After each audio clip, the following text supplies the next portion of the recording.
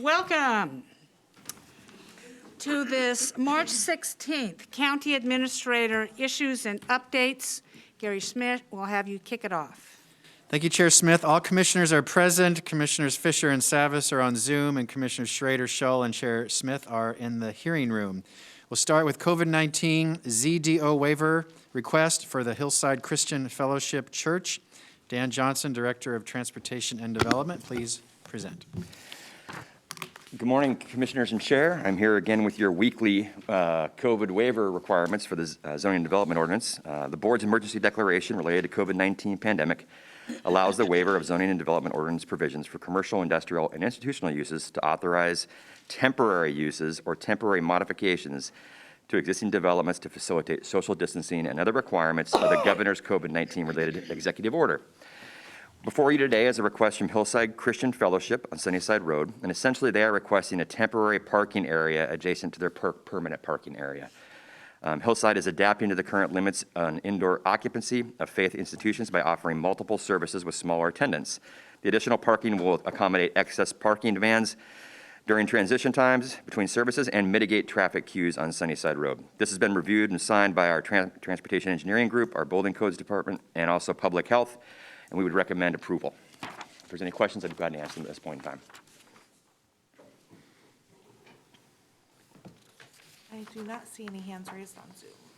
Any comments on this? Gary, what action do we need to take? Seeking a motion to approve, please. I will accept the motion at this time to approve the waiver of Zoning and Development Ordinance standards for temporary use that just presented from Dan Johnson. So moved.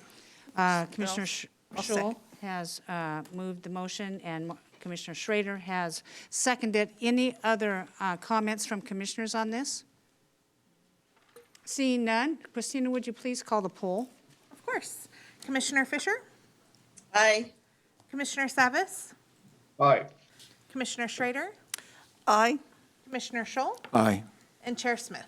Aye, motion passes 5-0. Great. Up next, Gary. Thank you. Next is another COVID-19 ZDO waiver request, this one for Athey Creek Christian Fellowship Church. Dan, please go ahead. Correct. Athey Creek Christian Fellowship is over on Eck Road. They are requesting our office to allow 2 temporary modular religious education classrooms in their parking area. Athey Creek would like to adapt to the current limits on indoor occupancy of faith institutions by offering additional space to allow for social distancing of students. This request has been reviewed and signed by the Transportation Engineering, Building Codes, and Public Health. Building permits are required for the modular units, but staff would recommend approval at this time. I have a question, Dan, on this. How long is temporary? We're just having that discussion. I mean, I think there's going to be a dialogue around when the end of the emergency declaration occurs, which you've extended, I believe, to the end of the year. And then we would probably give a time. We're having talks with folks when they apply for these. We would probably give a time of transition of a time deemed appropriate by the board to remove or modify these facilities to get them back in compliance. I'm going to support this, obviously, but just a question I have of these people. It seems they're going to be expending a lot of money, and then they might have to move them out. But that's okay. Any other comments from commissioners? Yeah, I've got Commissioner one, Shull? Chair. You have a Dan, comment? what are these? Are these like mobile home? They're like modular office buildings that you see on like construction sites, things of that nature. Okay. Okay, I'll accept a motion. So move. Okay. A second. Seconded. A motion has been made to waive the zoning and development ordinances to Athey Creek Christian Fellowship. Moved by Commissioner Shull and seconded by Commissioner Schrader. Do I hear any other discussion?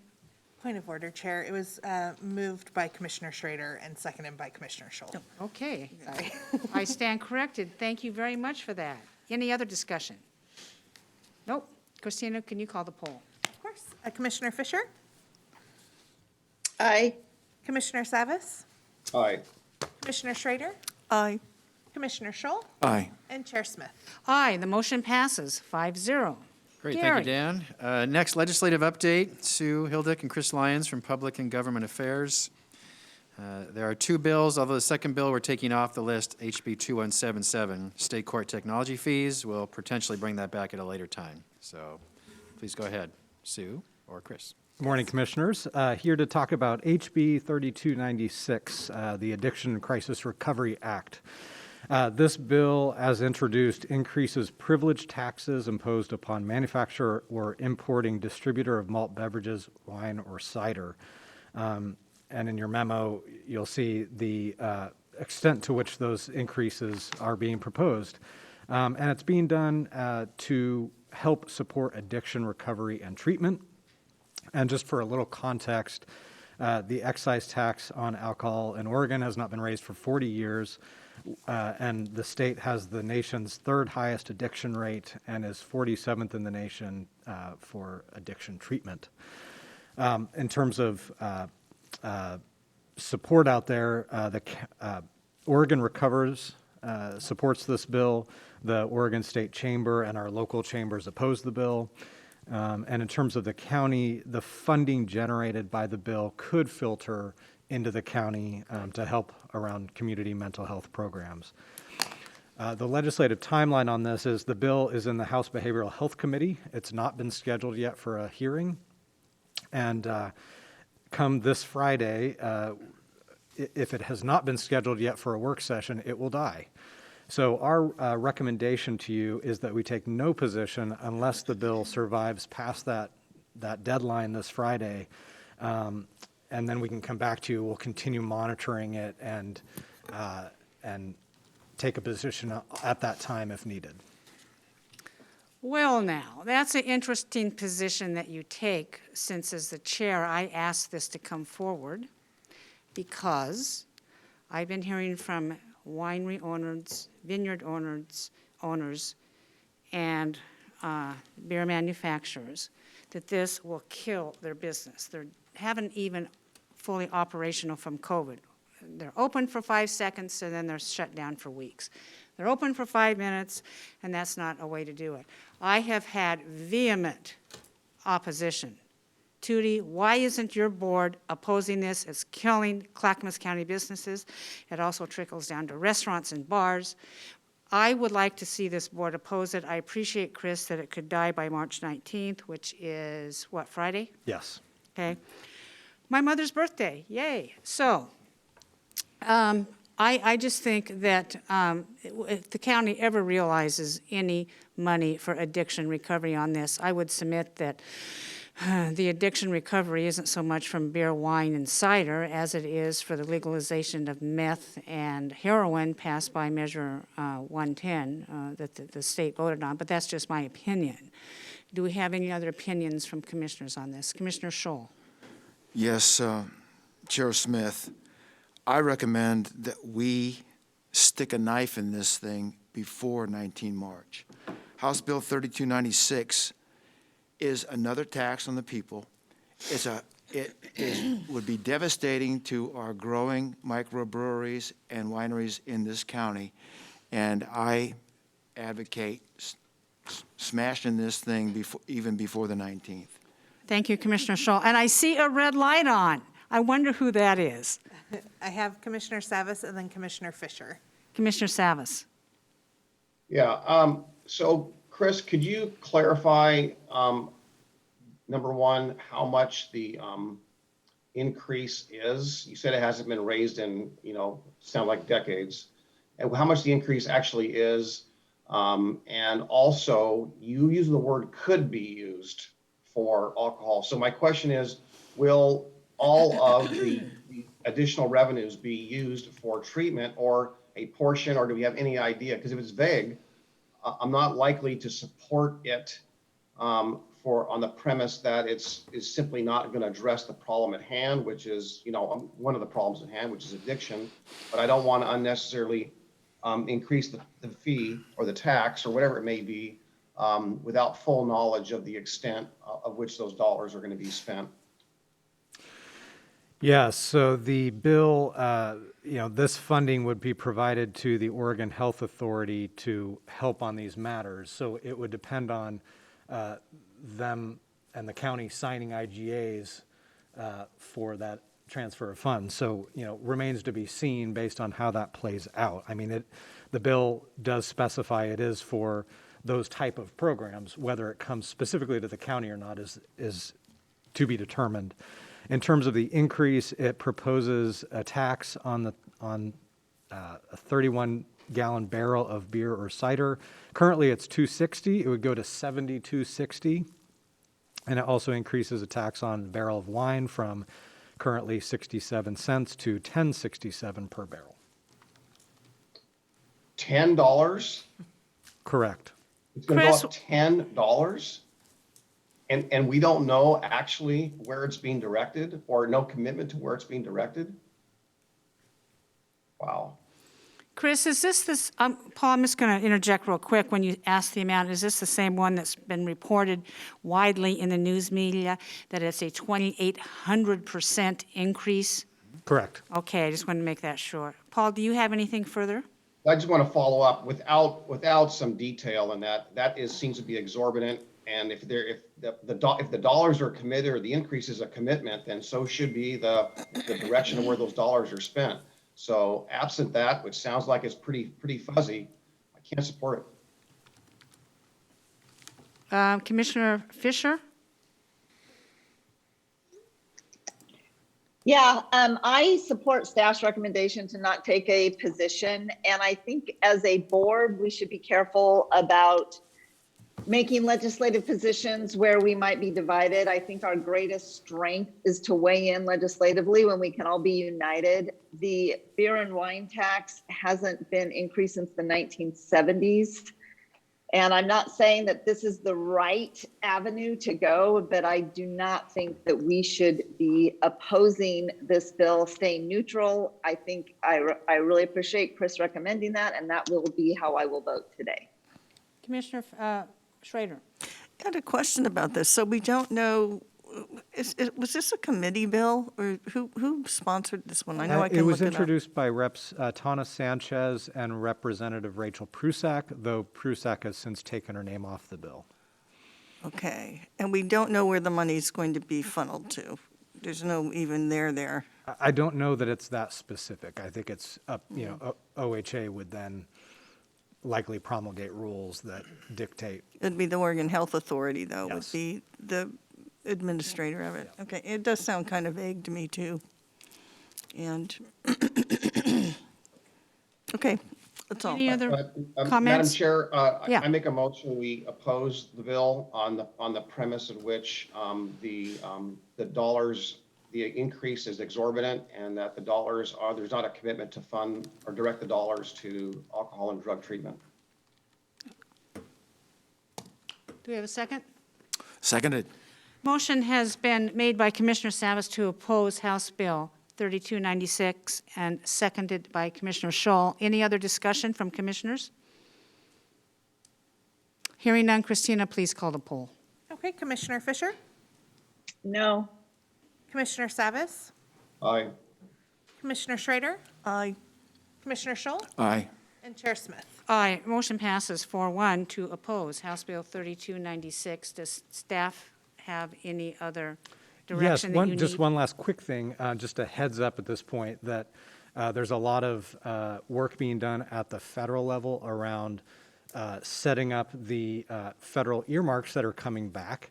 And we just wanted to give the board a heads up that staff are planning to, we're working with our departments currently, and we're planning to bring back a list of recommended earmark projects for your consideration in 2 weeks from now. Chris, is that the 81 million?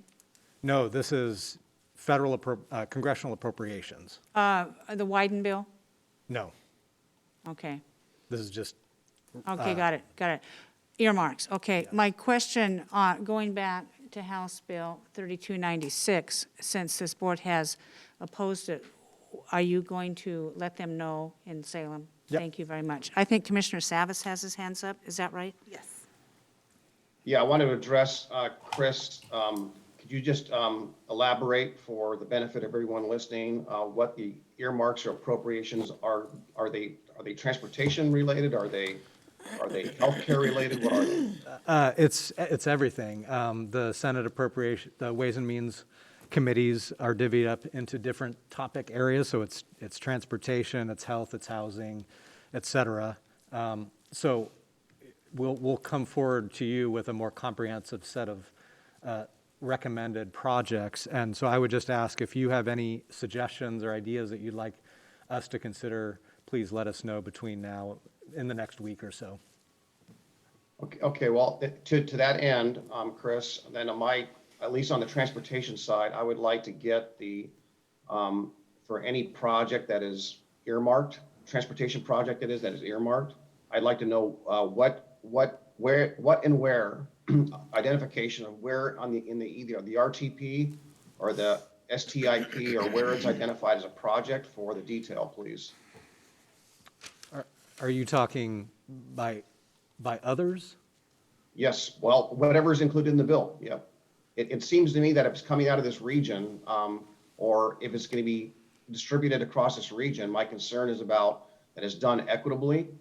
And so as I understand, some of our projects may not, our local projects may not be funded at all, possibly. And instead that's being decided for us, perhaps. I don't know if that's true or not.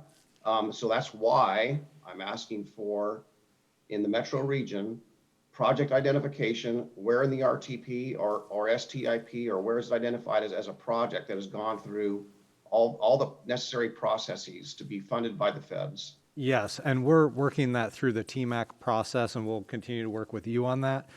What I'm talking about today is separate from that, are Clackamas County's own earmark project priorities that we will put forward directly to our congressional members. For instance, like the locks, Willamette Falls Exactly. locks is one of Yeah. them. Okay. That's great work. Okay, thanks very much. Thank you very much for coming today. Gary. All right, next, advisory board and commission appointments. Christina. Excellent. So we have two ABCs for today. The first one is the Aging Services Advisory Council, staffed by the Health, Housing, and Human Services, Social Services Division. They currently have 2 openings on their commission due to resignations. They only received 1 application, and they are recommending that application. This goes as follows: Mira Vowles, and it's for their first term.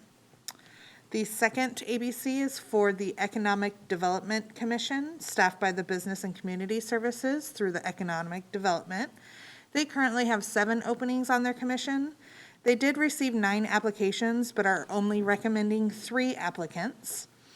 Those applicants are Jody Bailey for their first term, Stacia Hernandez for their first term, and Brett Branch for their first term. And those are ABC recommendations. Do I hear a motion? Chair, is there a staff person that can speak to this? I don't see one in the room, Paul, but maybe we can get one. What's your question? Well, it's more of a comment. I think the last time we discussed this, I'm not sure if it was this year, this calendar year, if it was last calendar year, but I know that there was a concern and desire to have more emphasis on business representation on the EDC. That is more, brick and mortar employee, having a certain number of employees. I don't mean every member. I'm fine with these folks being appointed. Don't have any issue there. And knowing that there's still openings, we can fill that void. But I'd like to know what staff strategy is to make sure that we have, businesses that have employees so we can understand their impacts and have them represented on the EDC. And it seems to me that there's not much of that currently, or maybe a lack of that to some degree, but I don't know exactly what the composition is. So I was just hoping that we can have someone speak to that, but if no one's here, no one's here. Gary, what's your suggestion to help out on that? Yes, the board did direct staff to do that last year. I know staff has been working on that. Sometimes we don't always, we do recruitments and we proactively reach out to people, and sometimes we don't get the interest. So happy to have staff come and discuss it with you next week if you'd like to hold on this, or move forward and we can have staff come back next week. Either way, we can have staff come back and brief you on how the recruitment process went. Commissioner Schrader. Oh, I'm sorry, Paul. No, go ahead. Yeah, whatever the pleasure of the board is today. Okay. Commissioner Schrader. I know both Jody Bailey and Stacia. Stacia is the Grand Run, am I correct, right? Yes. So they would be good. Okay. Jody, I know, works for the home builders, if I'm not mistaken. So I don't know Brent Branch, and I don't know much, I don't know him personally. I'm sure he's qualified. I would be okay moving forward with these folks today, but I really do think we need to have a conversation about making sure that the EDC is really represented by businesses and where and when and how there's been outreach to do so. Yeah, I I move can, we approve the slate of appointees. Oh, so you move to approve? yes. Okay, second. Commissioner Savas has moved to approve both of these advisory board commissions. Commissioner Schrader has seconded that. Any discussion from the commissioners? Hearing none. Christina, please call the poll. Of course, Commissioner Fisher, Aye. Commissioner Savas, Aye. Commissioner Schrader, Aye. Commissioner Scholl, Aye. and Chair Smith. Aye, motion passes 5-0. Up next, Gary. All right, so we'll have economic development staff come next week and brief the board on how they've done their recruitments and how they can do that going forward. Thank you. Next, business meeting agenda review for this Thursday, March 18th. Commissioners, you'll have wildfire update, COVID updates. You'll have a public hearing for the Housing Authority on the Housing Authority's annual plan, then a Housing Authority consent agenda and a regular county consent agenda. That is your agenda for this week. If you do have questions prior to the meeting, please let me know, and happy to answer those before the meeting itself.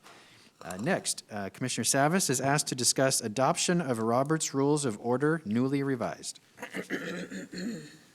Yeah, thank you. My purpose here today is just really to broach the conversation about trying to adopt some form of Robert's Rules of Order that we can all agree upon, and to apply that or use that or guide us on a consistent basis.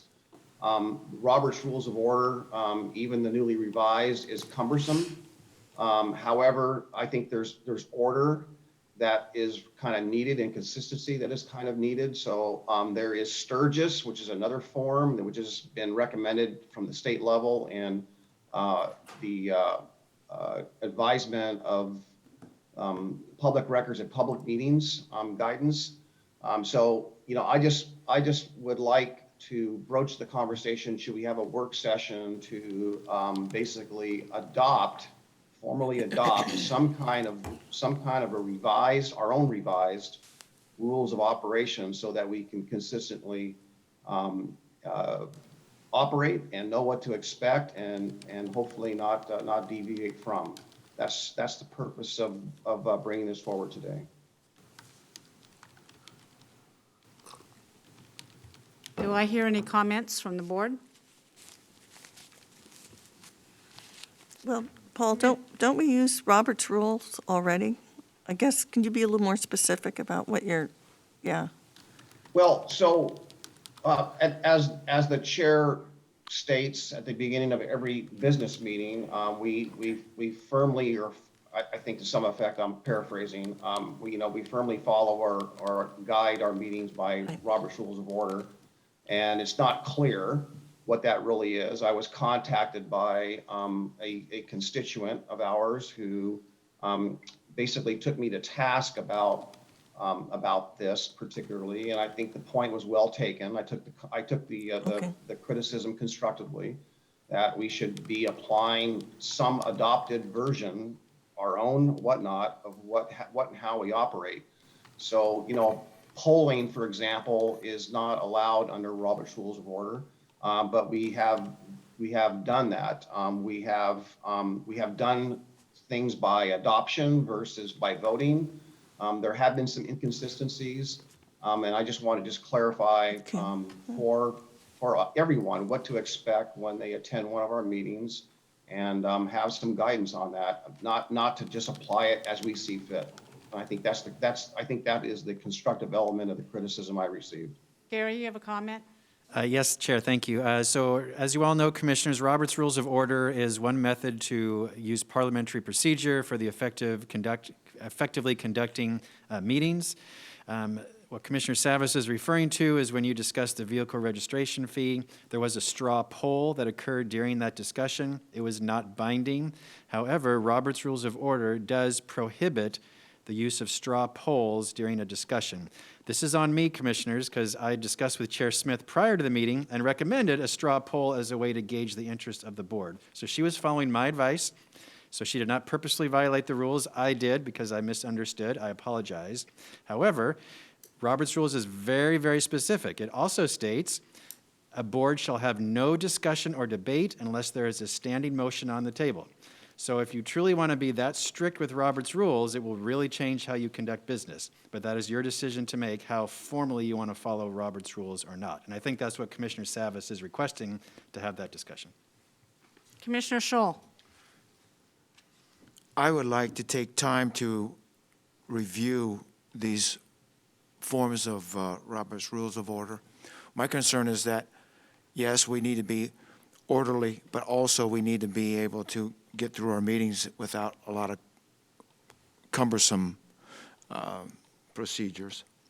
So if we could, I'd like to talk to Commissioner Savas about this more and learn more about these different forms. Okay, well, as you know, when I came on as chair, it was my desire to run a very efficient and disciplined meeting, because I felt that was something that needed to be done with the volume of business that we have done in the past almost 3 months.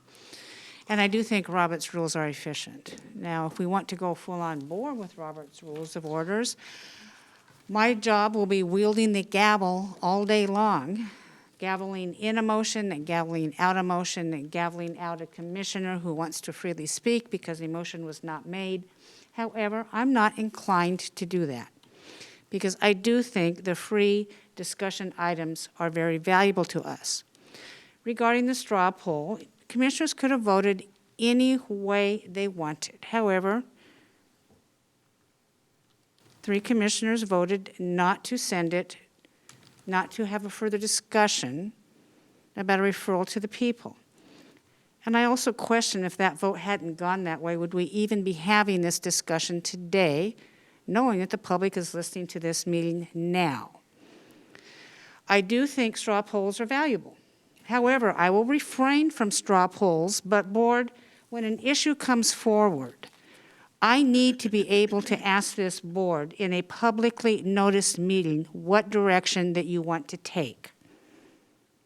So I suggest that we not tie the hands of any of us as we move forward to conduct our business. Commissioners, you need to look at the calendar.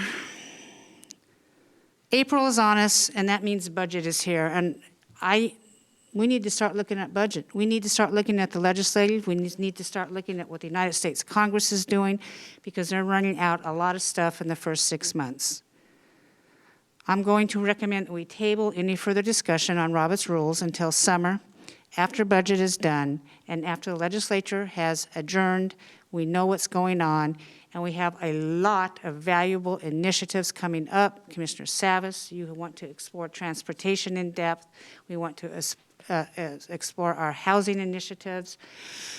We just have a lot of business to do, and I suggest we move forward with Robert's Rules as they are now. If any commissioner has an objection to the way the business meeting is being run, I suggest you talk to me directly or talk to Gary, and we will work through that.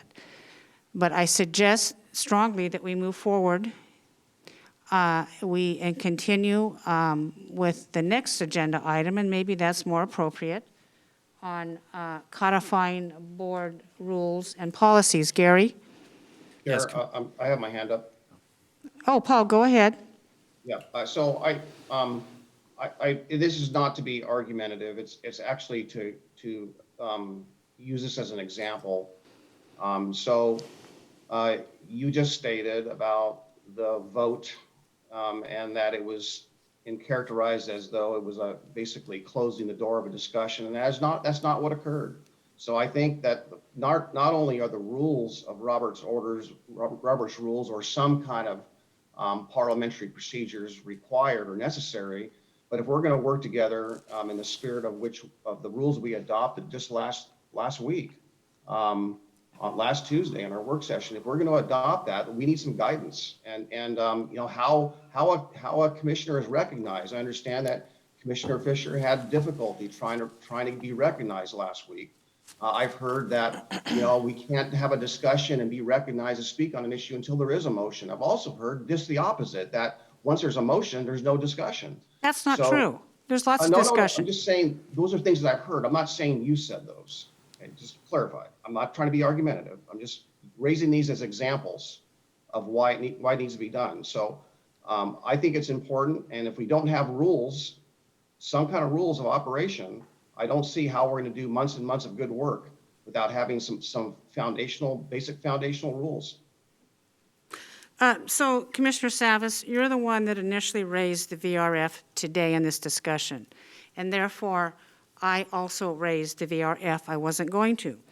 You made this statement, once there's a motion, there's no discussion. That is not true. I always ask for discussion from commissioners once a motion is made. Any commissioner can talk as long as they wish. So I think that you are mischaracterizing how these meetings are being run. I have been very generous in any commissioner allowing to be talked. The fact that we're using this crazy technology, Christina is doing the best she can. We now have a red light here that the commissioners on Zoom, I can see it more readily. So I think that your objections are well noted, but we're going to continue with these meetings as they're run until at which time we are able to adopt a very formal Robert's Rules, if you would like. And commissioners, maybe I'll ask the question right now. Since there's some criticism within our ranks, we could adopt a very formal Robert's Rules of Orders right now, and there will be no doubt whatsoever how these meetings are going to be conducted. And I will have my 600-page manual here, and I will refer to it before I accept any item discussion, before I accept any motion. And if any commissioner wants to make a comment, there will be a motion preceding it and seconded it, and that's how we can do it. I'm prepared to do that today. Comments? So do we have really time today to really go through this? Is this kind of maybe something we should do as like a mini retreat? I mean, I'm just saying that, You should You not, know, either, it you either seems should like- direct me to have a policy session, to do a retreat, or to table it, but not to discuss it today.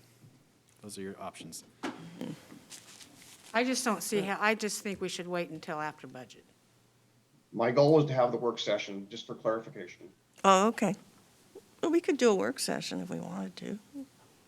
Then you should have asked for a work session, Mr. Savas. Yeah. That was the purpose of broaching it today.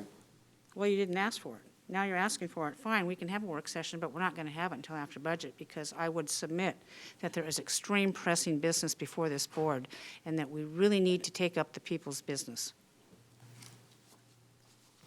Commissioner Fisher has her hand up. Christina? Commissioner Fisher has her hand up. Yeah, I think we need to have some understanding of how the business meetings and our policy sessions are run, because I know that I've been told, if you want to speak, you need to be in the room. And so I made every effort to appear in person, but I then am not recognized in the room.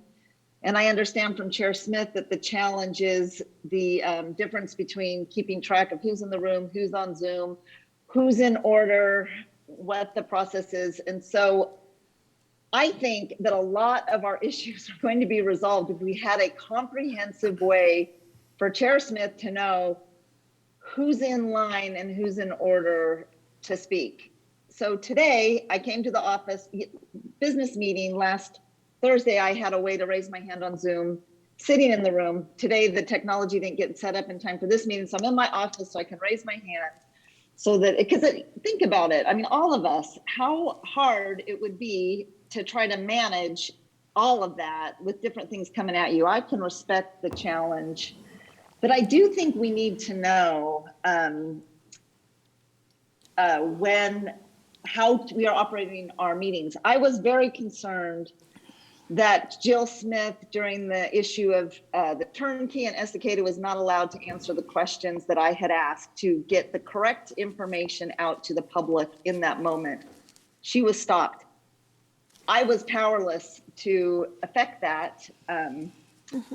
But we need to know how we can effectively have these issues aired effectively. So I think a mini retreat is important even before budget. I like Commissioner Schrader's idea, and we can look at Robert's rules. What do we like? What do we not like? I don't mind a straw poll. I think it wasn't a bad thing to do, to say, okay, where are we? Can we just put this aside? What's the temperature of this, commissioners? You know, do we really want to move forward? Do we not? How would you vote if you were to vote today? I don't have a problem with temperature checks at all. So, but I do think we need to figure out how we are going to effectively run these meetings, and for every commissioner to have that understanding about how we can proceed. I don't have a problem with temperature checks either, and we are challenged technology. And if I don't see a commissioner, it's because I literally don't see him. I have never made an attempt to stifle the opinion or comments from any commissioner. Let me be very clear. Now, commissioners maybe feel that they have been stifled because they've been on the opposite end of a majority vote. I can't help that. Every commissioner has a right to freely cast their vote based on their own opinions. And I do think that's an underlying issue in this discussion today. As far as any limiting of staff, we are under timelines. I don't even understand what this Jill Smith thing is about. I don't even remember that. But Jill Smith has presented for this board multiple times on very controversial topics on our turnkey housing, and she's going to have an opportunity to come back to present again. And frankly, it's a much better opportunity for her in the time we have set aside for housing. So I don't even know what that's about. But I would agree there's nothing wrong with temperature checks, but I will say, as your elected chair, I, as the elected chair, set the agenda and run the business meeting regardless of any rules adopted. Now, Commissioner, Mr. Magcor, what's your take on that? I have a number of takes on this. I think a policy session is probably in order, and I would support it and be happy to guide the board through this conversation. Okay. I would agree with that, too. There's nothing wrong with a temperature check. But I would also appreciate, commissioners, during this policy session, we check our politics at the door. Thank you very much. Gary? All right. So would you like us to schedule a policy session now or wait till later? After budget, I've been very clear. Okay, all right. All right, we will do that. Next, Commissioner Savas had another topic, codifying board rules and policies. Well, I'm not sure, I understand the chair just indicated that wants to postpone the discussion of the Roberts Rule. I don't think that was our intention. So with all due respect and permission, I ask maybe I'll make a motion that we direct staff to schedule a work session as soon as reasonably possible to discuss Robert's Rules of Order. I'll second that. Gary? There is a motion on the floor, so you could have a discussion. Any discussion? Martha? I'm really okay either way. I understand why you want to wait till after the budget, because that's a huge deal this year. Plus, we're going to have infusions of money that we have to have a solid plan for, too. And so that, to me, is like the foremost thing in my mind. I actually talked to Gary about that yesterday. What are we going to be, what's our plan with that? But if people want to go through Robert's Rule, I'm fine. I really have no strong feeling either way, Chair. So I who understand sets, what you're saying, I understand what people are saying, but who sets the agenda for policy sessions? The chair sets the agenda, but two commissioners can add an item if the chair chooses I would not to. strongly suggest that we wait until after budget. After all, that is our fiduciary responsibility. If any commissioner has a problem with the way the meetings are conducted, please talk to me personally. There is nothing wrong with that. Talk to Stephen Magcor, talk to Gary. But can we please do the citizens' business? We have an $81 million influx coming in. We have more money from the governor's office coming in, as my discussions last night. She has reached out with a business plan. We have, as Chris said, we have earmarks possibly coming in. We have all this coming in, and we need to be game on, doing the best work we possibly can.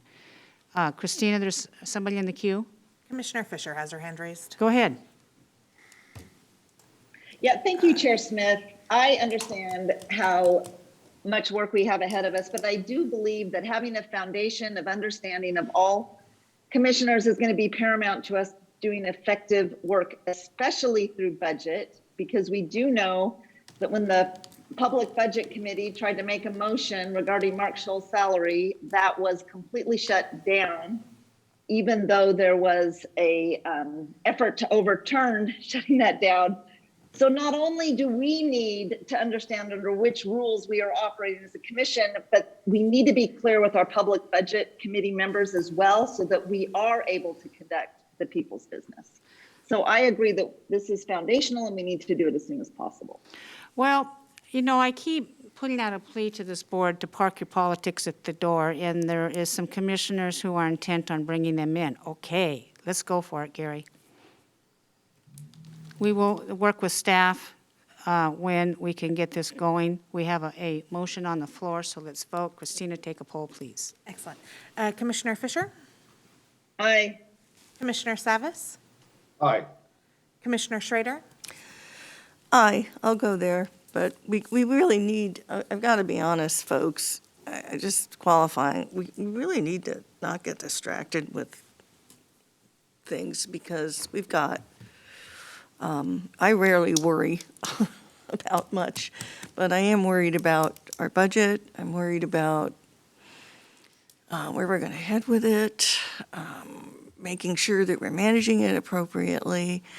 And I'm more than willing to, spend as much time as it takes to go through Robert's Rule and get some clarity in how we operate. But let's stay focused on some of the really big things we're still dealing with, including, the pandemic's still going on, vaccination, so on and so forth. So that's just my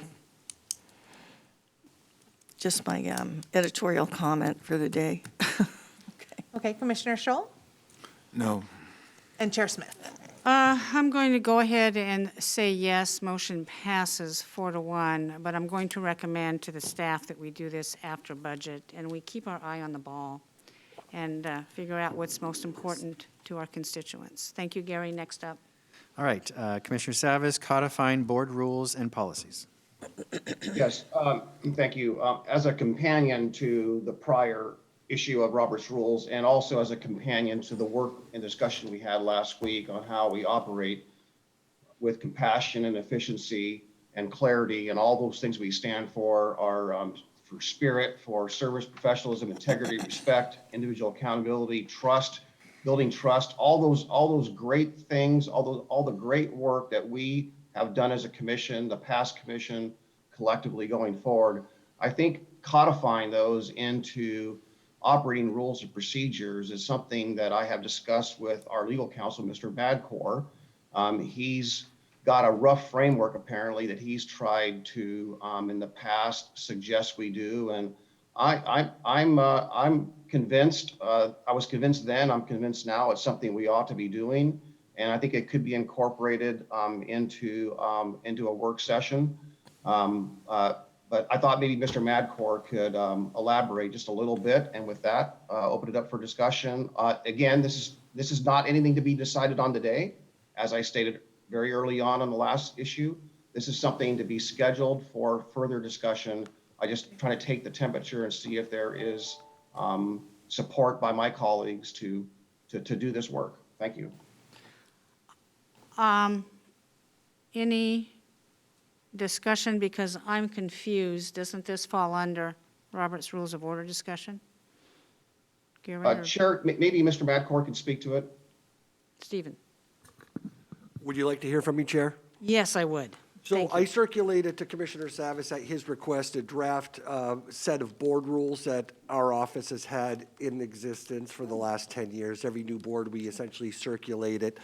I do support the board at least considering reviewing and adopting some board rules. It tells you when, where, how, when is the vice chair appointed, when is the vice chair appointed, can you vote in abstention, can you have proxies, things along those lines, and also how, talks about how you engage in the public. The version we have right now is only 5 pages long. I'll circulate it to the board after today's meeting, and I do agree it can go in tandem with the Roberts Rules discussion, and it's a good framework for that, and happy to answer any questions that the board might have. Does the board have any questions for Stephen Magcor? I don't see anybody in the queue. I think this, Stephen, would be good for the board to take a look at. And I would recommend that we do it during Robert's Rules of Order, because I don't see how they're really that separate at this point. I mean, I haven't read those.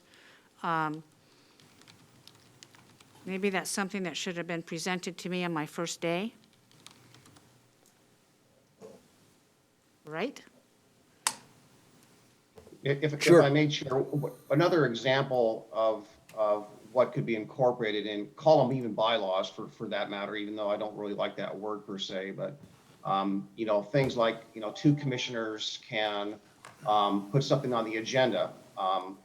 You know, so there are things that we have in ordinance that can be incorporated into all of the things, again, that we discussed last Tuesday and Robert's Rules. So it's not just Robert's Rules, it's basically overall rules that we bind ourselves and agree to abide by for sake of consistency, transparency, so that everyone understands what our responsibilities are and how we operate and engage with our staff, with the public, and so on. So there's a lot to this. And it's something that can be amended and added on to or subtracted from as time goes on. But it's to start with something is better than really just having a few pieces of paper and not having them really codified into one document. I'm going to recommend that we do this on the same day, maybe not the same policy session as we do Robert's Rules. In fact, I'm going to recommend that we take the line that says codifying board rules and policies first, and then our second discussion will be Robert Rules of Order, and that will happen after budget. But, Chair, the prior motion was to do this as soon as reasonably possible on the first item of Robert's Rules. And I'm So, going to recommend that we're going to do it after budget. Chair, I move to incorporate the, or have the discussion of the codifying the board rules on the same day as the board agreed to schedule the Robert's Rules discussion. So Paul, I would second that, but I think we need to do this as soon as possible and not wait until Well, after that- budget. Yeah, I mean, that's why I said, because the last motion was as soon as possible, as soon as reasonably possible. Okay. So this would do it on the same day, which in effect would be the same, so. Okay, with that clarification, I will second. Okay, board, and as we move forward from now until budget, there's going to be some policy sessions that will have to be taken off our schedule, and they may be very important policy sessions to any of the commissioners who have asked something to come on. So just notice, as we manage the agenda going forward, we're not going to have, for instance, maybe time for these long 2-hour policy sessions that have been requested by commissioners, unless, of course, you want to show up and work on Monday all day and Wednesday all day. I see a red light on. Commissioner Fisher has her hand raised. Commissioner Fisher. Yeah, thank you, Chair Smith. And I am more than happy to have more time. I mean, I would really suggest the Wednesday mornings that we sometimes do land use hearings. I think that's a good time for us to do some of these longer, more, that require more process and more conversation. So I would suggest us not taking anything off of our agenda, but adding. We are asking to add work. Commissioners are asking to add. I think we need to do that on a Wednesday morning potentially, or on a Monday, but Wednesdays is probably better given that a lot of AOC is on Mondays. Okay, with that in mind, I'm going to ask that our commissioners be present in the room. I'm also going to ask for staff to have the technology available that my light board can let me know when commissioners want to talk, because that is the best way for me to keep track. It had worked really well at our business meeting, Sonia, last week. I could see you. Sometimes, well, I'm not going to say that. Easier when I we're would here. suggest that Mr. Savas be present during those discussions as well, because in the Zoom, trying to conduct people's business with only Zoom on very important matters is really problematic, I feel. There's a motion on the table. Any more discussion? Can we repeat the motion? Oh, Commissioner Schrader would like the motion What's the repeated. Yeah, the motion, essentially is to schedule the operating rules discussion on the same day as our previously adopted Robert's Rules of Order, which is essentially is to schedule that as soon as reasonably possible. That's the motion. Okay, it's been And seconded. then my comment that I got my hand raised for currently is to echo what Commissioner Fisher had just stated. I completely agree with that. Wednesday would be great. I don't want to take anything off our work schedule. I'm ready to roll up my sleeves. Wednesday for a session like that would be much easier for me to attend than all-day meetings. So having that breakup allows me to do all of the things I'm required. So that's that. Just want to make that statement. Thank you. Okay. There's a light on. Commissioner Fisher has her hand Commissioner up. Fisher. Yeah, Chair Smith, I just want to thank you for really advocating to facilitate all of us being there in a way that is functional for you as chair to effectively recognize everyone. I applaud that, and I'm looking forward to being set up for this afternoon. So thank you, Chair Smith. Yeah, you're welcome. And I do want to hear from all the commissioners, and I do mean that sincerely, as we are a governing body with rules. Yes. Any more comments before we take a vote? Christina, please call the poll. Okay, Commissioner Fisher, Aye. Commissioner Savas, Aye. Commissioner Schrader, Sure. Okay. Commissioner Scholl, Aye. and Chair Smith. Aye, motion passes 5-0. Next up, Gary. Next, I'll ask to hold commissioner communications until we do the consent agenda requests. I will start with the Juvenile Department, Ed Jones. This is approval of an award for the Edward Byrne Memorial Justice Assistance Grant Program for fiscal year 2018. Is that correct? We'll ask him when he gets on. This would be a $36,423,000 grant to Clackamas County, no match required. So Ed is online. Go ahead, Ed. Quick update for the board. Hello, thank you, Commissioners and Chair Smith. My name's Ed Jones. I'm the Administrative Services Manager for the Juvenile Department. Christina McMahon, the Juvenile Director, had a conflicting appointment, so I'll be presenting today. I also have Lisa Kurzmarsmick, our Senior Management Analyst for the department, if we need if we have other questions. The first agenda item that we have is the, as was said, was the Edward Burns Memorial Justice Assistant Grant. It is a formula grant that is awarded to Clackamas County. The grant will sustain a .43 Human Services Coordinator position, which will facilitate our cognitive skills groups throughout Clackamas County and will provide transportation for youth with significant transportation barriers that can affect their ability to participate in those skills groups and pro-social activities and treatment. We're looking to have this award accepted. And the second one after that is a consecutive grant that from the same grantor for the same thing. So Ed, one at a time, please. Focus on the first one. And can you explain, is fiscal year 2018 correct, or is that a typo? No, it is fiscal year 2018. It runs from October 1st, 2017 through September 30th, 2021. So accepting this award allows us access to that grant. Any questions or comments from commissioners? Hearing none, it's an okay. We'll put it on the consent agenda. Great. Next is approval of an award for Edward Byrne Memorial Justice Grant for fiscal year 2020. The grant would provide $41,824,000 to Clackamas County. No match required. Go ahead, Ed. Thank you, Commissioners. This is The next grant, the next consecutive grant for this, it runs from October 1st, 2019 through September 30th, 2023. Once the first grant is utilized fully, this one would then be available to be utilized for the same exact service as before, which is the .43 Human Service Coordinator 1 position to facilitate the skills groups throughout Clackamas County. Any comments or questions? Hearing none?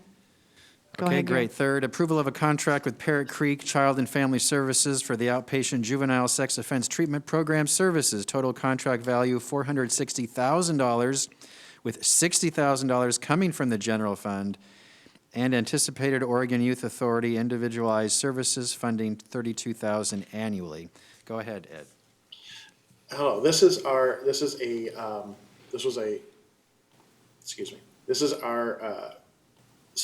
outpatient sex offender treatment. The $460,000 is over 5 years. It's $92,000 annually. $60,000 is provided through general fund, and the other $32,000 is from the Oregon Youth Authority individualized services. This was through a formal procurement process. This Parrot Creek previously held the award for this service, and they had a 100% success rate for the last 3 years that we've been monitoring them of completion. Through this formal solicitation process, they were awarded as their proposal was accepted. So we're looking to continue that service, this vital service with them through this contract. Any comments from commissioners? Yeah, Martha Schrader. yeah, Chair. So when you say it was successful, what do you mean? The kids They had a completed it or 100% they're cured? I mean, sorry. Is that for me? I'm sorry. Yeah. Okay. They had the youth, 100% of the youth successfully completed the treatment. So in other words, they didn't drop out of the treatment. They successfully completed the treatment. The treatment can be anywhere from 12 to 18 months. Okay. So it's just we don't know what the outcome then ultimately is of their behavior? There's some more statistics that we could get back with you. Okay. But that is how we're judging that they have successfully completed that. Okay. The process. So that's, to Okay. get out of the treatment, they have to have met the metrics that are assigned for their special treatment plan. Okay. Thank you. Does that make sense? Yeah. There's the light on, Christina? Yes, we have Commissioner Fisher, then Commissioner Savas. Go ahead. Thank you. So I'm just curious, the history of this. Has this been budgeted in the past? And has there been a state match? What's been the history of these dollars? Same dollar amount we've had throughout for the last 5 or so years while this contract was with Parrot Creek. Same funding with the Oregon Youth Authority, funding part of it through the individualized services. So Okay. they received their proposal was the one that rose. And how many youth do we serve? We have the ability up to 25. The average has been, I think we're running about 16 to 18. And it's not at the site, it's It's an outpatient service. It's an outpatient. Yes, outpatient. And to piggyback onto what, a couple more questions, what Commissioner Schrader said that about the success, it says that in the document, it says 100% have successfully completed. Do we keep data on how successful, just beyond completing the program, like for future offenses, do we keep that data? So I know we keep data on recidivism, which is reported in our performance Clackamas. I'm not sure past that right off the top of my head. If there's so I know that we keep data on the recidivism rate. So if they had another offense within a certain amount of time, that would be tracked. And that would be part of the recidivism data. Okay, so I'm not interested in pulling this from the consent agenda, but I would really like to know what kind of data we keep into the future on the success of this program. I would love to know that. And then my last question is, of those 25, are those all Clackamas County youth? Or given that there's so much Oregon Youth Authority dollars, is it for youth from around No, the state? It's Clackamas County youth. It's Clackamas County youth that are adjudicated with the Clackamas County Juvenile Department. Okay, those are all my questions, and I look forward to the further discussion. Thanks, Ed. Any other comments? And do we have approval for this particular consent agenda item, board? Are we I think okay we to have put a on the thumbs- consent agenda? Yeah. Any objections? Okay. Well, Great, thank you, Ed. Next, Health, Housing, Human Services, Rod Cook, approval of amendment to a revenue agreement with Providence Health Plan, Providence Health Assurance, and Providence Plan Partners. Rod, please go ahead. He's on. Rod, you're on mute if you're trying to speak. Okay. Can you hear me now? Yes. Okay. Can you see me? We cannot see you. Okay, sorry, I'm not sure. Not sure. I don't see a button for my face, so I'll just talk if that's okay. That's fine, Rod, go ahead. Okay. Well, good afternoon, Chair Smith, Commissioners, and Administrator Smith. This first one is this is a fee-for-service revenue agreement based on number of clients served. So there's no cap to how much we can earn on this one. And it's effective January 1st, 2021, with no expiration date as well. And there's no county general funds involved in this revenue agreement. Any comments? So I want to, Christina? Yes. When we're going through this, do the people on Zoom, mainly Commissioners Fisher and Salvis, do they give a thumbs up, or is there something you see in there that I cannot see? Yeah, I can see them. Well, I mean, can you see their thumbs up? Yes. In what regard? I mean, a physical thumbs up, or is that little thing on their, Usually a physical thumbs up or a head shake. okay, because I can only see one commissioner at a time. I cannot see that. And if there's an objection, I cannot see that either. Well, I I just think- want to be very clear, Commissioners, is you asked me to be fair when I'm conducting these meetings, but I have one arm tied behind my back. And I can change it to a gallery view, so now we can see. Great. Well, that's a lot better. Okay. On their monitors? Yes. Yeah, let's do it that way. Okay. Okay, that's much more helpful to me. And we can see Rod as well. Yay. Oh, your lovely face, Mr. Cook. Are we okay with this agenda item? Okay, we have thumbs up. We have liftoff. Next, Gary. Okay, next, approval of an amendment to a contract with Northwest Family Services for culturally specific Go Team in response to COVID-19 pandemic. Go ahead, Rod. Okay, this is amendment of $179,130. It will increase the contract value to $316,175.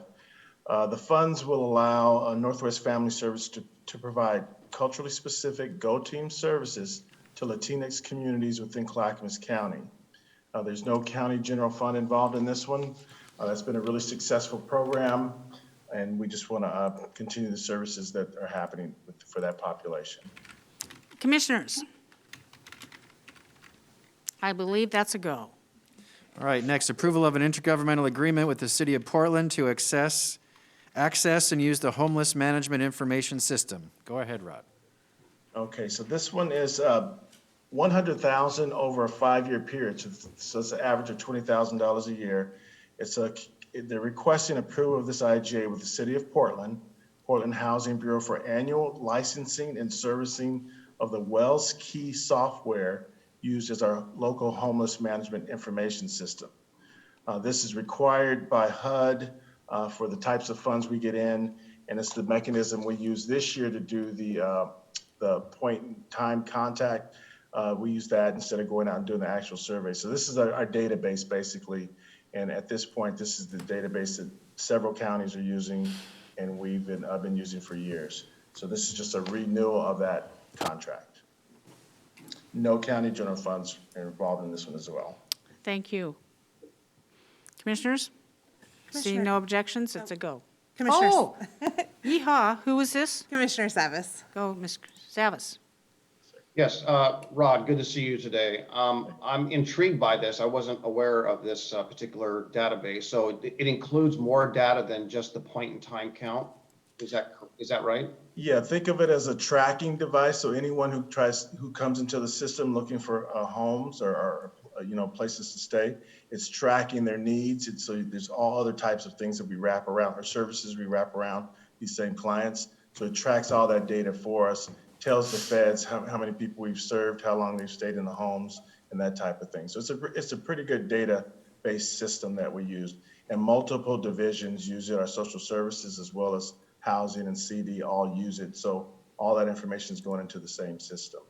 And this year we used it to get our count of homelessness since we couldn't go out because of the COVID pandemic. Right. So my question is, and I assume with the Privacy Act that I'm not asking for people's names, but that information is available to the public we can make a request for that data without any additional charges by the city of Portland? Yes, our staff could run those data requests for you. Great, thank you so much. Are we good on this, commissioners? Mm-hmm. Okay, next, Gary. All right, thank you, Rod. Next, Hey, guys, Technology thank you. Services. Dave Cummings, approval to purchase Secure Auth subscription for identity access management and multi-factor authentication. Annual payments of $56,116.94 for a total of $168,350.82 over 3 years. This comes out of existing technology services allocated costs in the budget, some of which does include general fund, but a small portion of it. So Dave, go ahead. Okay, and I do have with me today Chris Fricky. He's my manager over the technology services section of the department. This is asking for permission to procure this subscription because of all the remote applications we have and the security within the county, even within the county and from outside the county.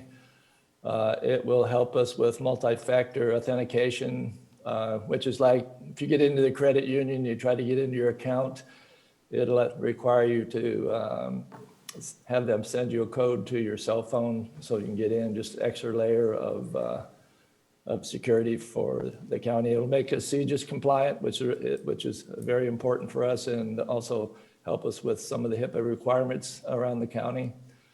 Help us keep out a lot of the spam and a lot of the hacking and all the other stuff that's going on. Just a real security asset for the county, give us the tools to be able to work with that and make us more secure. Chris, did you want to add anything to that? As not necessary, Dave, we're good.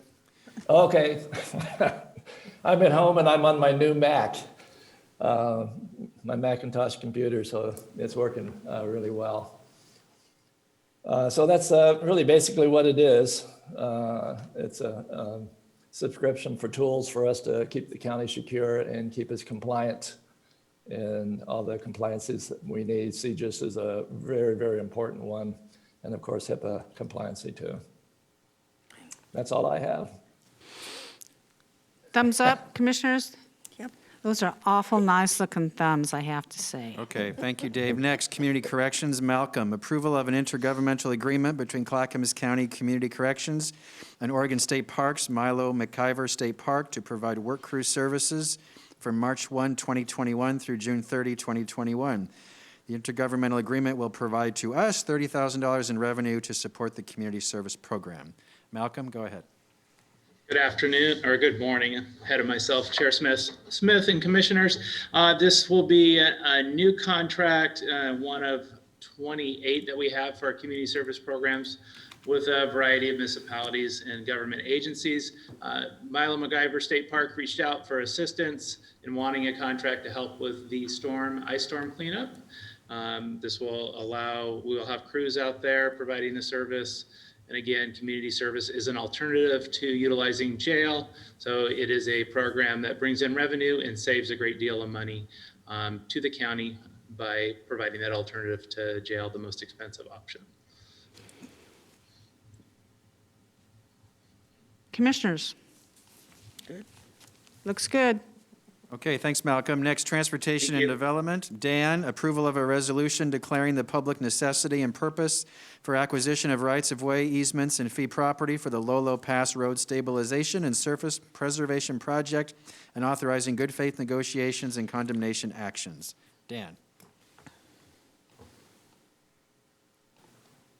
Good morning, Commissioners and Chair Smith. This is nothing new to you. We do these with every capital project that we have. Essentially, we're coming before you with a request for approval of a resolution declaring the public necessity and purposes for acquisition of right-of-way easements and fee property. This is the first step before our right-of-way personnel go out and start negotiating with property owners that may be impacted by capital projects. Basically, a federal lands access program, a FLAP grant, and road fund will be used to stabilize and improve East Lolo Pass Road. The project will extend a previously constructed section of existing revetment that was part of the Lolo Pass Road Emergency Repair Project. Additionally, Lolo Pass Road will receive a 2-inch asphalt overlay along the entire 3.99 miles of road. One property will be affected. Total project costs is $4,104,731. Of that, FLAP grant funds of $3,241,922, and road fund match of approximately $862,000. No general fund will be associated with this project. Dan, you said the total project was 4.1 million for how many miles? 4 miles. So it seems to me that's about right. It costs us about $1 million a mile to pave roads, 2 lanes in And plus there's Clackamas the County. revetment work as well for stabilization. Yeah. I mean, I'm not saying it's excessive. I'm just making the comment that it's $1 million a mile to pave 2 lanes of roads. Thank you. Any other comments from commissioners? Is this a go? Chair Oh, Smith. Commissioner Scholl? Dan, is that price based on competitive bidding? Or how did you arrive at that cost? We, as a part of design, we have an engineer's cost estimate for the project that's developed. And then we use that engineering cost estimate as it goes out through the RFP process for bidding. So it could be less then? Correct. Okay, thank you. Okay, is that a thumbs up, commissioners? I have a question for Dan as well. Dan, so knowing where Lolo Pass is, if it was an urban road and there was no revetment work, would that be less per mile? That question is kind of loaded. It depends on whether or not if it's a grind and inlay, if it's a grind and we've got to do like what they call CTB treatment, concrete treated base to the base of the road. There's a lot of factors that come into that to make that price per mile fluctuate. I can get more information back to you about kind of urban versus rural and revetment and what CTB looks like as well. That would help you kind of educate the discussion. Yeah, because I know that there are some surface treatments that are far less than $1 million a mile. That is correct. Chip seal, things like that are other options that we look at. But we plan these projects to essentially repair any issues that are out there, but get the longest return on that investment as well. Thank you.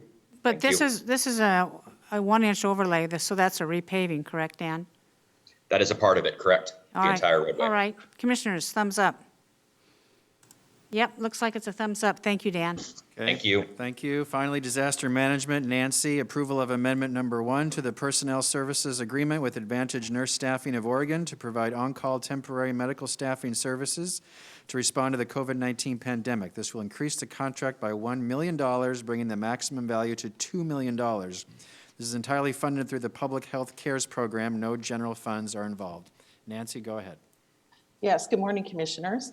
So as Gary said, there is no general fund in this, but this is to continue the nursing staff that we have with this particular company in order to continue to do contact tracing as well as other nursing duties related to COVID.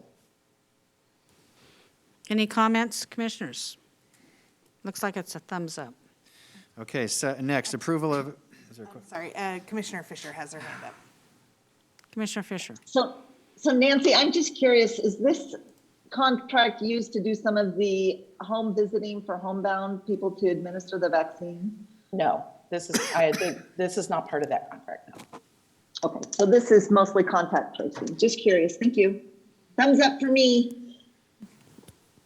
Okay, next, approval of an amendment to a personal services agreement with Robert Half Incorporated temporary administrative staff. This will increase the contract by $150,000, bringing the maximum value to $300,000. Funding is through the Oregon Health Authority CARES program, no general funds involved. Go ahead, Nancy. Yes, this also is for CARES, for COVID as well.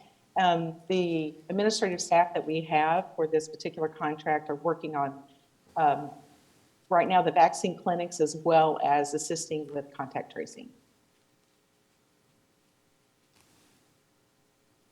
Commissioners? My only question is this prospective? Is it what? Prospective, going forward? Is going forward, yes, sir. Thank you. Thumbs up? Thumbs up. Okay, thank you, Nancy. Thank you all, commissioners. All these items will go on next week's consent agenda. Back to the issues list. Commissioners, at 3 o'clock today, we're going to continue issues for an item that I'm adding now, which is to discuss tolling as related to a state legislative action on tolling for Interstate 205. So we'll do this at issues this afternoon. I'm potentially asking you to send a letter to the legislature.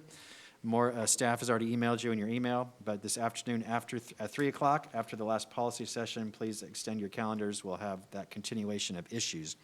The remainder for this morning is Commissioner Communications. I don't have an order on Commissioner Communication. Who wants to go first? Commissioner Scholl. Be happy to. The last couple of weeks, I mentioned the Bull Run Portland Water Bureau filtration plant. I want to thank Richard Nyes from DDT for a very exceptional response on the information. And so I've passed that along to the folks out there. I'll continue to keep in touch with them, but it doesn't look like we're going to have anything more on this for maybe almost a year.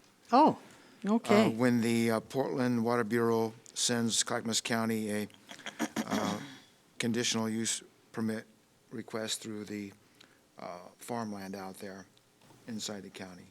So probably won't hear from me on that again until later on in the year. Great. I'd like to talk to you about the Fair Board. I had the privilege of going to Canby Thursday afternoon and meeting the Fair Board. They had a few things they wanted me to pass on, and I won't talk about all of them here because there's a lot of little questions. I'm going to pass those on to Caroline and then to you, Gary, for some answers. And then I'll pass it on to the Fair Board. But the first thing was they have some concerns about the fair this summer, the third week of August.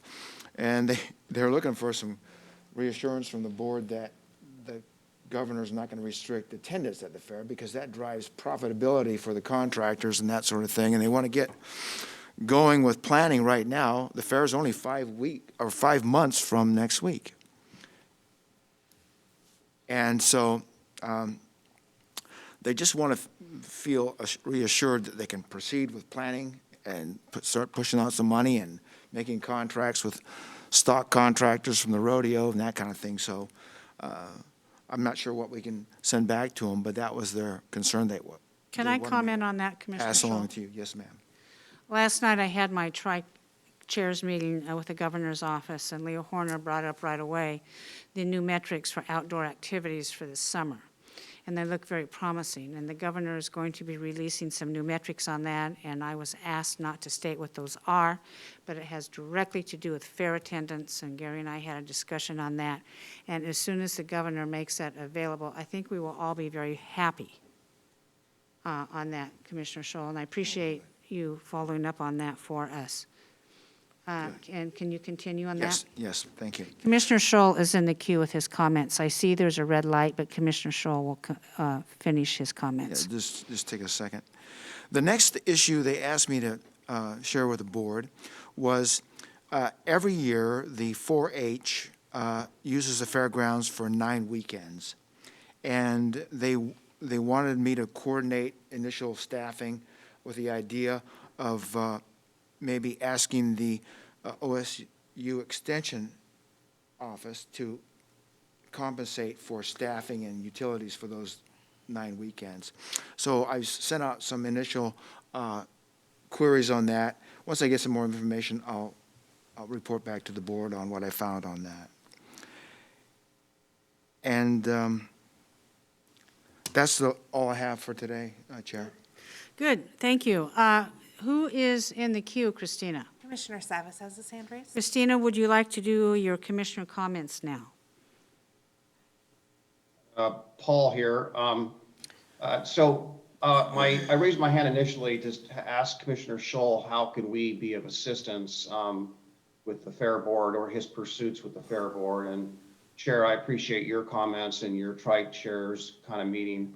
In the bigger picture, not just the fair, but I think a lot of people are wanting, desiring to return to normalcy, obviously, but to some degree, there's a lot of investments that are made in preparing parades and rodeos and fairs and a number of outdoor activities from many facets of activities around the county and the state. So I'm just kind of wondering if we can somehow advocate or a letter or request some kind of, I won't say a guarantee, but assurances that at some level of precautions that, we can open our fair, we can, have a rodeo, we can do parades, with whatever proper safety protocols can be put in place. But my concern is that if there's some kind of guidance or assurances that there will not be a rollback or like a lockdown, and God forbid, or a retraction of some of our levels, that the investments made may not happen absent that. So it does take a lot of investment, whether it's private money or public money, and that could be all for a loss. So I just raised my hand to ask Commissioner Scholl, what does he suggest, or what can we do to help him and the Fair Board? Okay, as I stated earlier, a letter at this point would be extremely immature. The governor will be releasing metrics that, as I please, I know we're all anxious. I get contacted by kids in 4-H and their parents. Can we show our animals? I think that's probably one of the best parts of the fair, along with the rodeo, and everybody has their favorite parts, but the metrics will be released, not just for Clackamas County, but for all counties, and we're working on that as diligently as we can. There may be a press conference today or tomorrow, so I don't know, but they're coming soon, and they're putting them together. And I do have a report, and I'll be speaking last, so Commissioner Savas, do you want to continue with your comments? Well, sure. I'll just go into my comments for today, Commissioner Communications. Been working on a lot of transportation stuff. Commissioner Smith and I spoke with not Congressman, but Senator Wyden's staff last week. I've been pretty busy on a number of other transportation issues, talking to a number of constituents and mayors about the VRF discussion.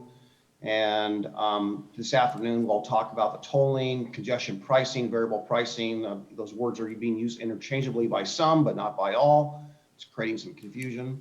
But getting back to our discussion, our work session on the VRF, I think a number of people understood what the direction was, and that was basically to continue the outreach and not really close the door on any opportunities in the future, whether that's November or what that may be. So in that effort, in that vein, of what was discussed, or somewhat agreement or consensus, was to doing some outreach. I'm just asking maybe Gary if some kind of direction would be necessary to staff, DTD staff, whether it's themselves or with a public involvement company, to start doing some outreach so that we can be prepared for this and get the data together and so on, because I know this discussion is not going to stop, and I don't want it to stop. I think it'd be a healthy discussion. And so that's not necessarily, I know this is communication, it's not an ask, but I just want to put that out there that, If it's not today, I'll put it on issues for next Tuesday. Up next, Commissioner Schrader. Yeah, actually, it's been a busy week. I attended the Greater Portland Inc. meeting, which is basically the body that works on the comprehensive economic development strategy for the region.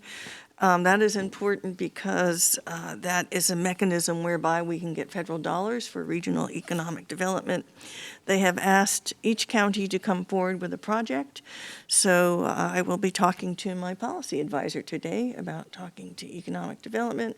Good. See what we've been working on. We did have a cross-laminated timber initiative. I don't know if that's something we're going to continue looking at, but basically, this is a huge deal, and it will be the strategy for the entire region. And I can bring particulars back on that when it's finally codified. I met with the Tourism Development Council. Things are looking up in terms of people traveling, people, now getting back into, the hotel. Things have been pretty busy on the mountain. And one Great. of the things that we said, what we heard was, well, thank goodness the mountain is there because it's one of our biggest tourist attractions. And so things are actually looking up as we finally work our way through the pandemic. Also had a meeting with the Heritage Group, and that is the Willamette Falls it's not the locks. There's so many things with this. This is the Heritage Group that is working on actually getting designated as a National Heritage Site. So it's not only the locks and it's not only the Legacy Project, but it's all the landings as well in the upper portion of the river. And there is a bill that has been drafted. It's still in process, and that is going to have to be a federal designation, evidently from Schrader's office and Merkley's office are the two that have been working on this. So that's a good thing. That would be probably the biggest heritage area west of the Mississippi. Really? We are, yeah, to be honest, a lot of them are on the East Coast. Wow. And they've been working for this particular designation for years, and it would be another tourism, another attraction to bring people here and to really recognize the Willamette River, not only from the history of our pioneers, but all the tribal history of our Native Americans and how important this whole area has been for everybody across the board. Let's see. That is just really remarkable. That's just like, Yeah, wow. That's a big wow for me. That's going to be a big deal, and I know, Chair, that you have worked on that as well through the years. And other than that, I finally got my portal through Oregon State University, where I'll be working on the Bee Atlas with them as a citizen entomologist. Even though I have a degree, I don't really remember as much as I used to back in the day when I was a youngin' and a lot more nimble and enthusiastic. But Right. I'm looking forward to getting back into that and contributing essentially to the, this is going to be a remarkable atlas and tool for us to use here, which is actually going to codify all the native solitary bee species that we have in the valley. So I may bring pictures, I know. I may show you some really interesting photos as I go through this and identify the creatures that we're going to be working with. So that's it for me right now. I'm sure, I did go to the large urban county caucus and National Association of Counties. They are having all their meetings this week and next week. So folks, if you get a chance to look at their website and see anything of interest that you'd really like to go to. They had a veterans meeting recently that I attended as well. So there we go. That's it for me. Thank you, Commissioner Schrader. That's informative. Commissioner Fisher, you're up next.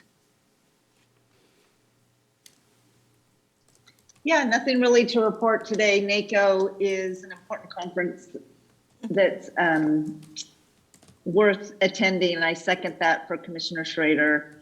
And other than that, from continuing to track and connect on the issues that we had from Commissioner Schrader and our listening session about children and families, been connecting with constituents on that issue, and really happy to see that the restrictions are being loosened up a bit for kids getting back to school, and we just need to keep our advocacy and connection up with our folks here in Clackamas County. Great. Okay, is that it, Commissioner Fisher? Thank you very much. Okay, as following up with my meeting last night with the tri-chairs and the governor's staff, the governor is going to be putting out a economic recovery plan for COVID. And she has set some metrics, of course. She wants Oregon dollars to be spent in Oregon. And there are certain metrics, for instance, housing and manufacturing and that whole aspect of it. And I got the impression she may be reaching out for local and regional input on that. So I have asked staff what we can do with that beyond the 81 million that is being considered by Congress. I have asked staff if it's possible, since the 81 million is not retroactive, but goes forward from around 1st of March, that we could possibly use some of these funds to backfill county coffers that we have not possibly been reimbursed for, and that we were not allowed a lion's share of the money, as you know, as there are other counties with a population over 500,000. I've asked staff to look at that, to reach out to the governor in that regard. I don't know if it'll fly or not, but you know what? You don't know unless you ask. Now, okay, this is very confusing. In order for us to revisit the VRF, we need more direction. And if we go that, we need to ask the public if they want to redo or reverse the VRF. So I'm confused, since the straw poll we took is commissioners have had issue with it. It is direction to the staff. So Paul says he wants to do outreach, but who's doing the outreach? I believe staff needs to do outreach. I don't believe one commissioner can do outreach by himself. That is not fair to that commissioner. So that means we would have to come back as a board in a policy session, correct, Gary? Or issue, you could do it at issues. Or at issues to figure out what we want to do with outreach. Now, I can do it or I cannot do it. So do we have two commissioners that want to put this on issues for whenever? Well, Commissioner Savas had asked for next week, which we could do it next week, which is what I recommend. I just need to know what you'd like us to do, commissioners. This is extensive. If you would indeed like us to do public outreach, I follow your direction, but you're asking a lot of staff right now. And as Chair Smith had mentioned earlier, we're in budget season, we're in legislative season, there's a lot going on. However, if that's what you'd like us to do, we'll do it. But there's a very lot going on right now. I would recommend, if Commissioner Savas, if you want to do this, we wait until after budget. I cannot, I've been talking about budget practically since I arrived. And frankly, commissioners, I feel like you've ignored my request to give attention to our budget because politics gets in the way, and we're very frank about that. You know, we have a lot of needs in the county, and we need to start delving into the budget books April 1st. We really need to be doing that.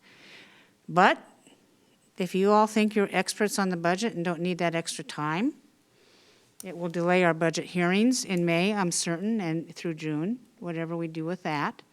But if we want to do this, I would recommend we do it this summer after budget. I see some lights on, I believe, Commissioner Scholl. Chair Smith, a couple weeks ago, DDT, Dan Johnson, gave us a brief on the VRF, and in that briefing, he had some PowerPoint slides that showed a picture of what the VRF does, what the VRF, if it was repealed, how the changes would be. I suggest that what we do is we take that, we make a very, very short, to the point package, send it out to the cities, send it out to the CPOs, put it on our website, and then mention it in our meetings here in the next couple of weeks, encourage people to look at it. And then tell them sometime after the budget is done, we'll be bringing folks in to testify and give us their citizens' opinions on it.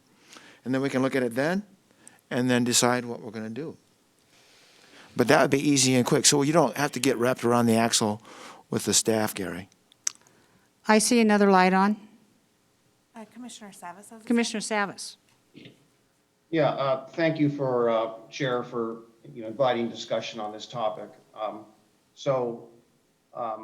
Yeah, I have a pretty good recollection of what staff presented and what we discussed, back a few Tuesdays ago on the VRF. So as I mentioned then, we need to examine the impacts. We need to examine the changes with ODOT in regards to how easy is this to turn off and on. What the change, how the changes impact the cities who are recipients of 40% of these dollars. And also, frankly, the other one I think that's gonna be difficult is what about the people that paid it already and the people that have not paid it?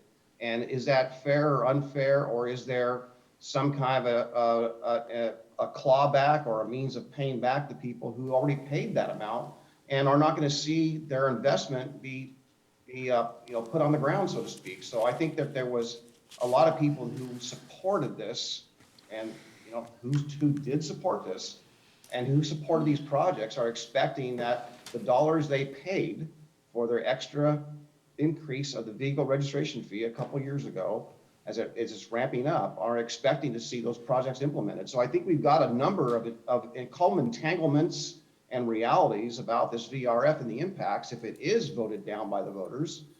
We need to understand. And if we wait till after the budget to do that, that leaves very little time before, if your goal, Chair, is November, very little time to do that effectively. Frankly, it might actually stall it out until 2022. If that's okay with you, that's fine. But I suggest we move sooner rather than later because this has created quite the stir and quite the buzz. Regardless of which side of the issue you're on this, and I think it's important to clarify that. So if that means that staff's too busy, perhaps we can hire a contractor to do the public outreach on behalf of staff or the county.